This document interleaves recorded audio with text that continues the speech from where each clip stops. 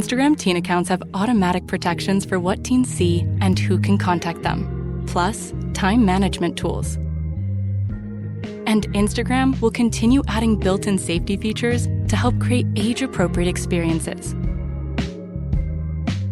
Learn more about teen accounts and Instagram's ongoing work to protect teens online at instagram.com/teen accounts. Listen, all you New Yorkers. Taxi! Okay, we're looking around. This is the 77 WABC minicast. Now, here is the star of Cats and Cosby. And if Rita was on the phone, I would say, here's the star of Cats and Cosby, John Catsimatidis. Thank you so much for being on Another Side of Midnight.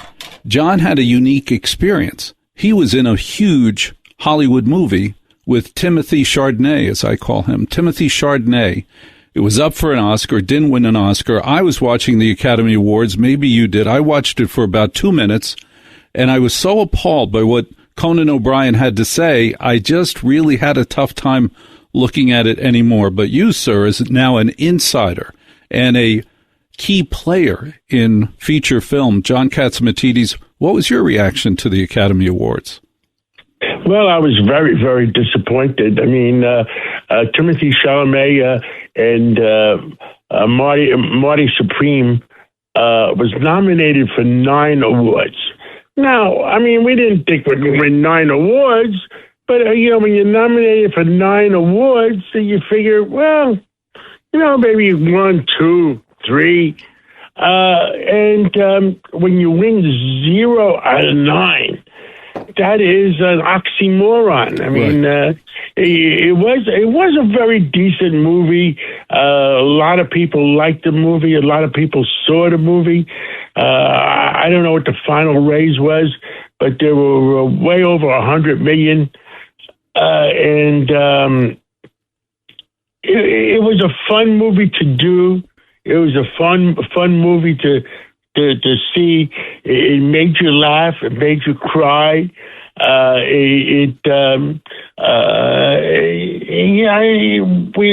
We laughed. We cried. I mean, it was really a good movie. Timothy Chalamet, he was pretty good. The women always loved him, and there was a few scenes in there that when I interviewed Kevin O'Leary, and I think I told you about it once, it was a fun movie to see. Were you shocked, Walter? I couldn't believe you didn't win anything.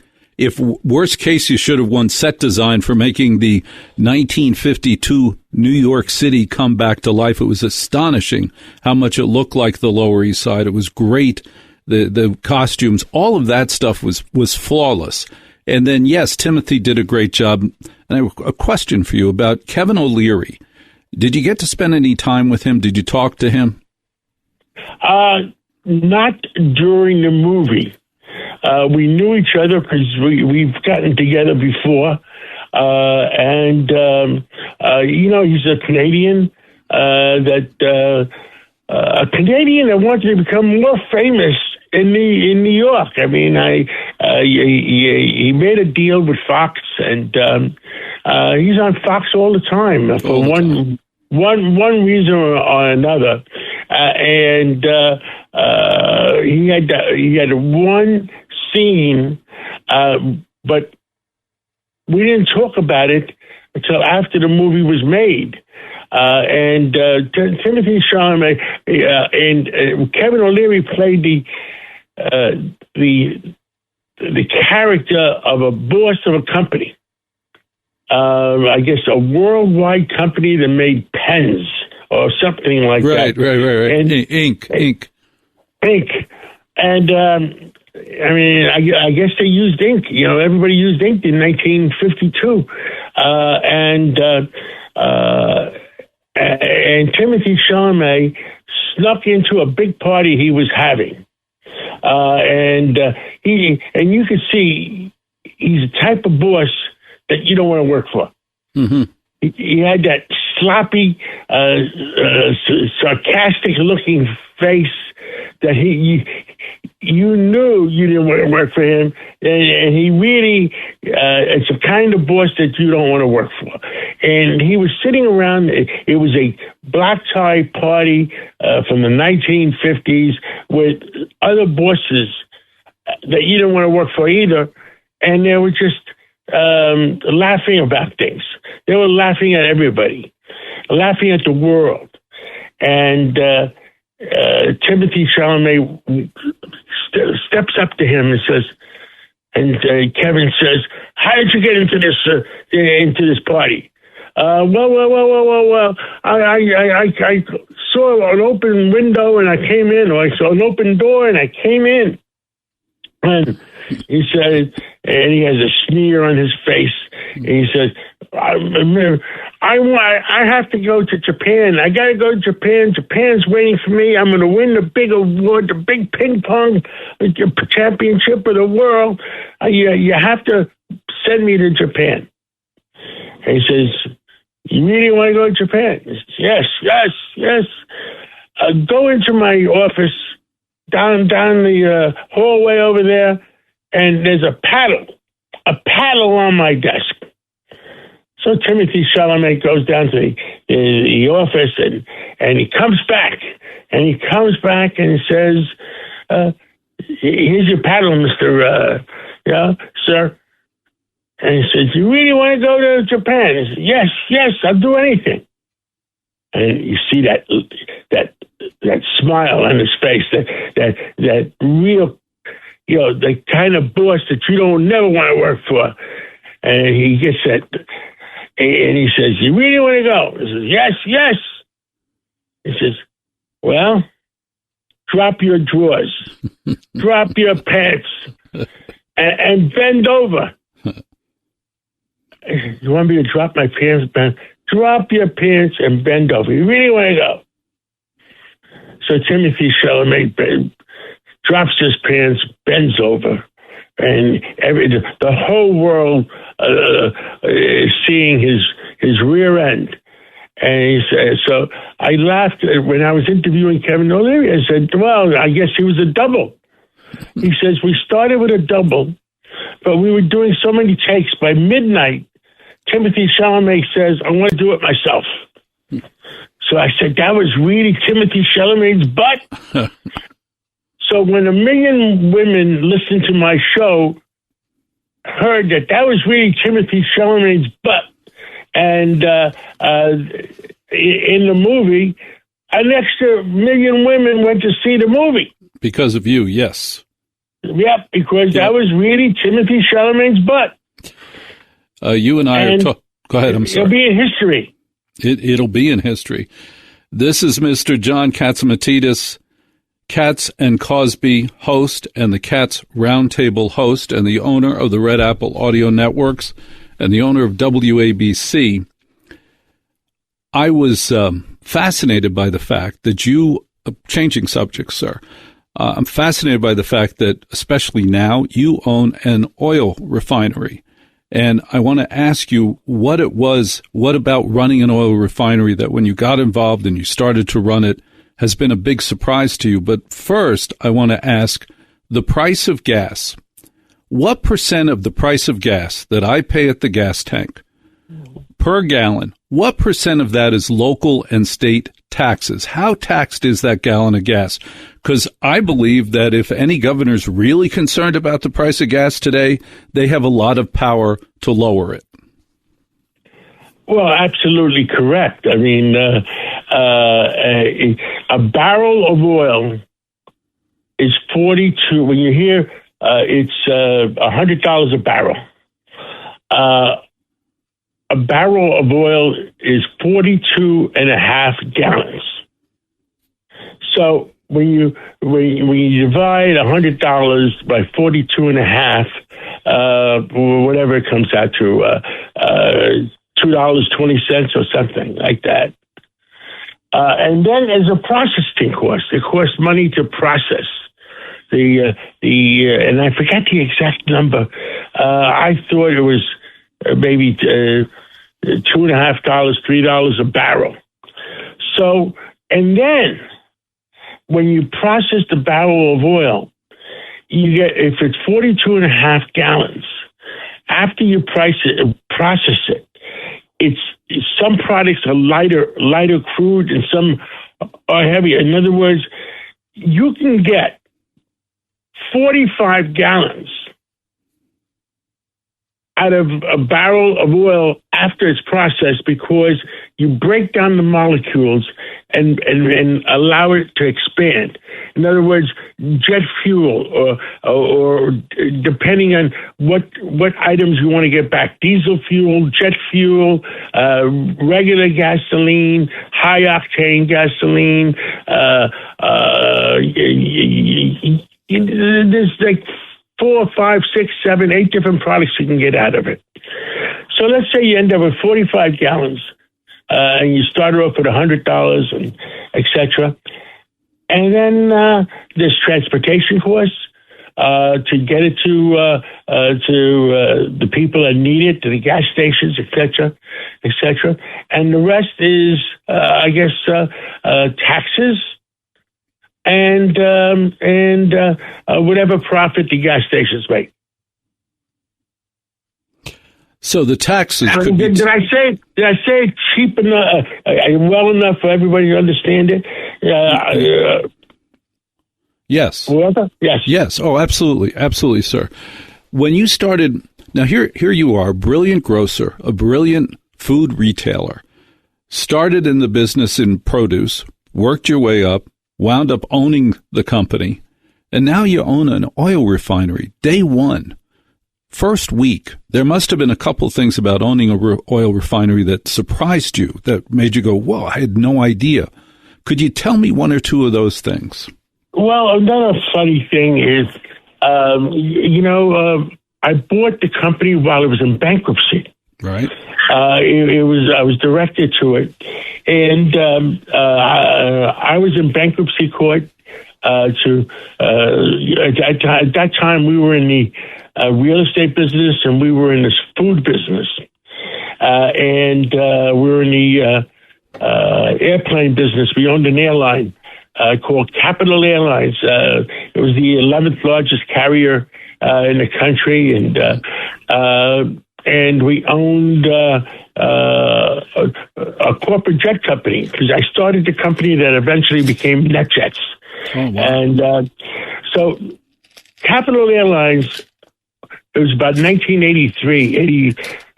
We knew when People's Express entered the market that the airline business is going to be a challenge. What happened? People's Express was one of the biggest frauds in Wall Street ever. We didn't know about it at the time, but they were selling tickets to go from New York to Los Angeles for $99. Right. Now, even the fuel, to put the fuel in the airplane costs more than $99. Right. And a ticket to go to Puerto Rico for $49 and $39. But you know how consumers are. Oh, my God, I can go to Los Angeles for $99. I can go to Puerto Rico for $49.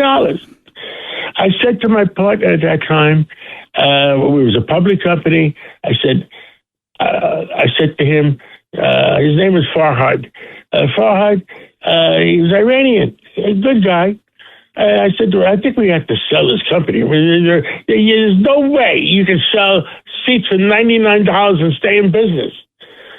So he sold it to somebody. And the guy who sold it to a senator, the Senate Majority Leader of Puerto Rico.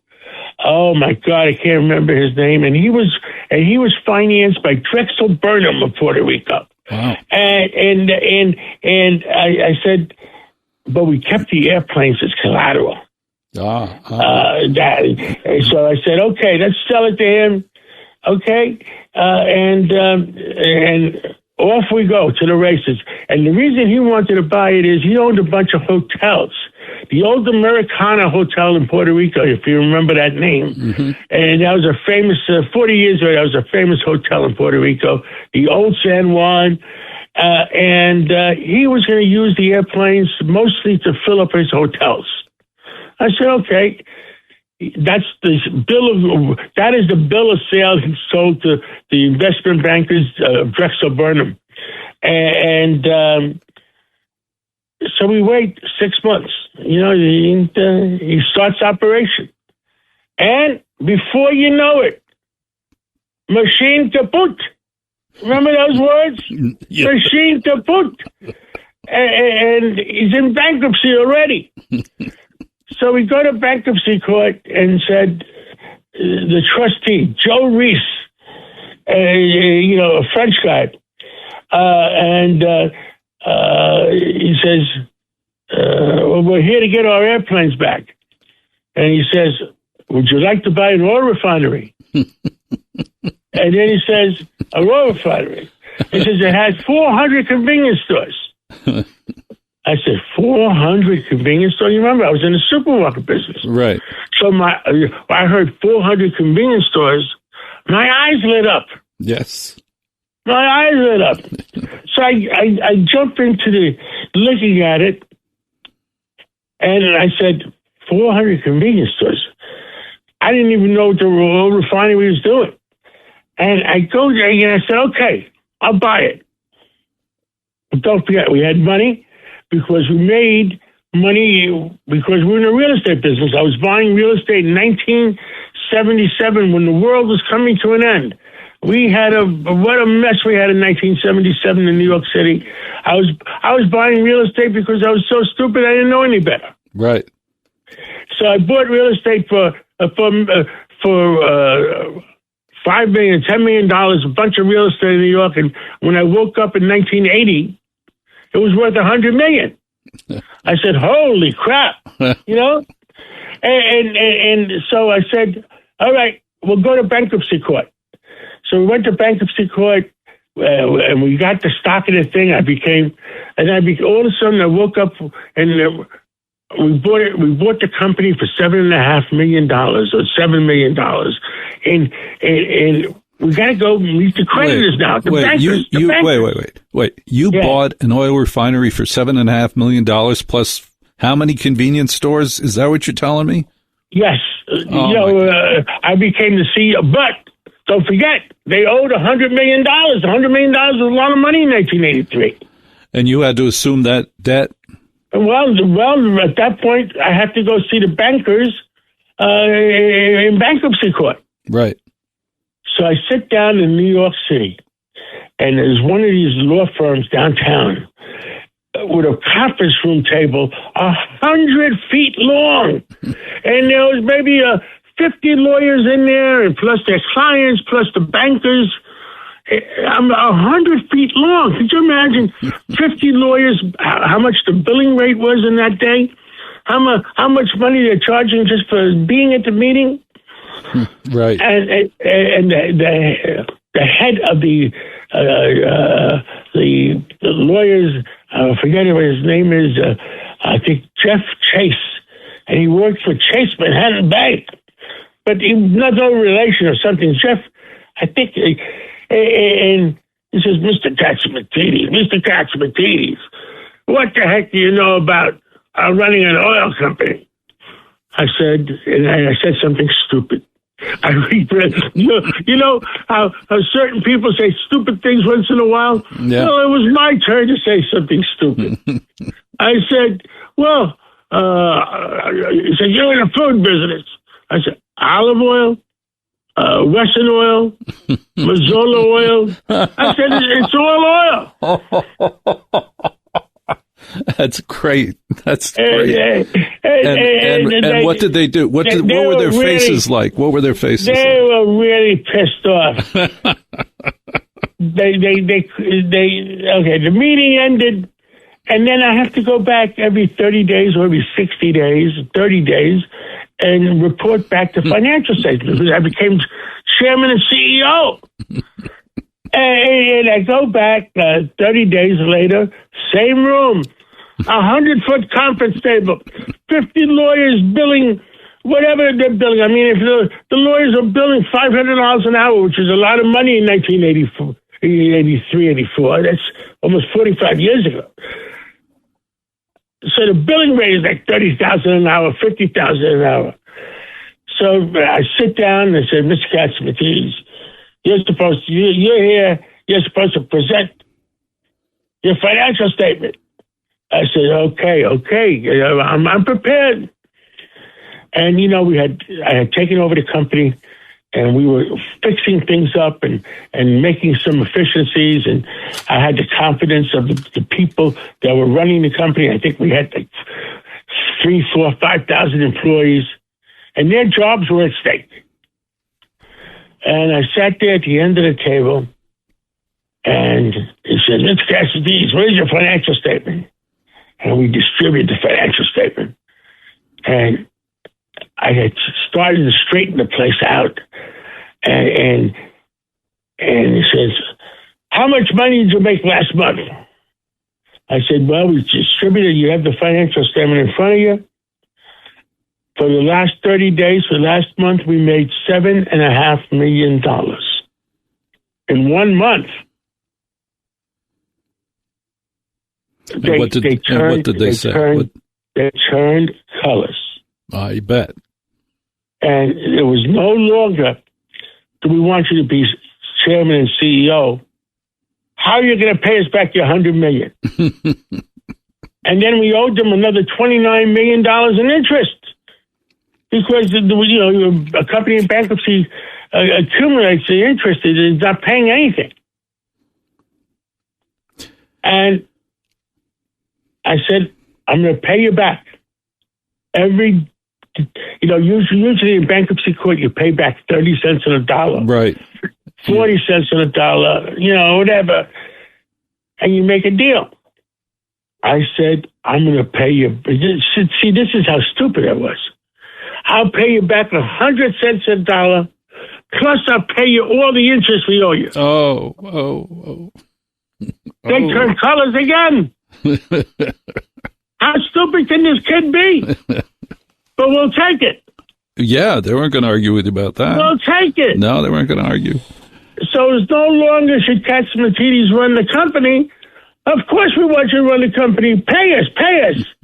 And we made a deal that we're going to pay him back the $100 million over 10 years, $10 million a year. And the company was making money. So we were sitting on $30-40 million in cash. And this is the company I bought for only $7.5 million. That was the best move ever. This is John Catsimatidis, the host of Cats and Cosby and the Cats Roundtable, and the owner of the Red Apple Audio Networks, and the owner of WABC. And I want to tell you... That was a better deal when I bought WABC. I'll tell you that story someday. Yes, I want to hear that story someday, because I know what a good deal it is, and it was brilliant. When you did it, I can't tell you how many people in the radio industry hit their hard foreheads when he got it for that. Oh my gosh. But I want to share something with you, because I'm a new guy here, and I learned something very important about you as a boss. I learned something very important about you as a manager, and you should own this one. This is important. Every single person who has welcomed me to your company, welcomed me to the Red Apple Audio Networks, every single person on this staff has said the same thing that I've never heard at a company before. Every one of them says, welcome to the family. Now, that's you. You go to Cumulus or iHeart, they don't say welcome to the family. They say, well, good luck. But here they all say welcome to the family, and that's because of you and Margot, and you should be proud of that. Well, we work together, all of us, and when the morning host, Sid Rosenberg, was off on Friday, he's going to be off again on Monday. I guess by the way, the schools are closed because of a Muslim holiday on Friday. Yeah. Right. Friday was a Muslim holiday. Right. And, I didn't even know the school. I didn't know until I learned about it. All the public schools were closed in New York and New Jersey. and that's where our headquarters is. And that's why Sid Rosenberg, our star, morning star, wanted to take his young kids away or whatever. And, I always took my kids away when the schools were off. Who jumps in? It's 6 o'clock in the morning. I was in the studio by 5:30 in the morning, and I did the morning show for 4 hours between 6 a.m. and 10 a.m., and I'm going to do it again Monday because I work with everybody. I don't ask anybody to do something that I would not do myself. And I guess that's part of the success, and I write it in my book. Yeah. And the book, How Far Do You Want to Go? How far do you want to go? This is the best business book a person could ever have, and not a bad life book. John Catsimatidis, I have to open your ATM now and take care of you. So we're going to do a hard break. I appreciate the amount of time that you've given this show this morning. Thank you for the job, Mr. Catsimatidis. I appreciate it. And I woke up for you. You woke up for me, and I'm sure I'm going to hear about it for a long time. No, it's okay. I enjoy doing things, and I enjoy talking to you, and thank you for the job you've done and entertain people, because the other side of midnight, the purpose is to learn and entertain, and you're doing a great job. Thank you, sir. John Catsimatidis.